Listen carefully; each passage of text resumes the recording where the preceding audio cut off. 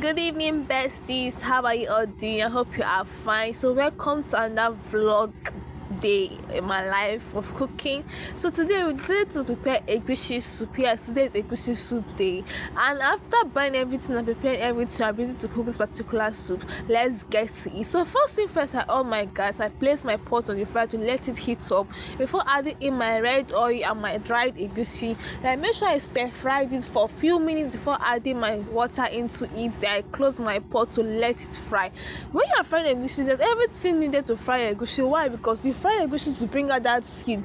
There are many people that cook their egusi in different ways. Yes, I've seen most of them. So when my egusi is getting fried, I say to proceed to wash this bitter leaf because I'm using bitter leaf to cook my soup. And trust me, I make sure I wash this thing well. Before washing it, I have to boil it first on the gas to boil out those dirty, those bad, how will I put it, the bad taste from it. After I washed it, I went ahead to do this uziza because I also make use of bitter leaf and uziza in my soup. So I cut it, finish, and I set it aside together with the bitter leaf to go wash my opei and I wash my crayfish because I'm using opei and crayfish in cooking this soup.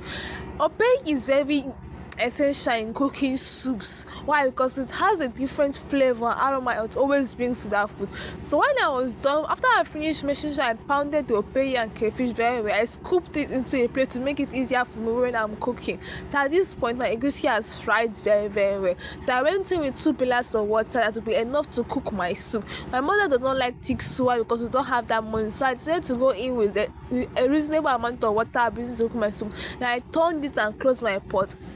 At this point, I went in with my fish to let my fish cook with the egusi soup. So I added my fish into very well. Closed my pot to make sure the egusi and my fish cooked well. At this point, my egusi is already done, so it's time for me to add my ingredients. I went with my Cameroon pepper, my pounded crayfish and my opei, then my knock cube maggi, my preferable choice of maggi, then my uziza leaf into it. I turned it. I added my salt, about 3 spoons of salt.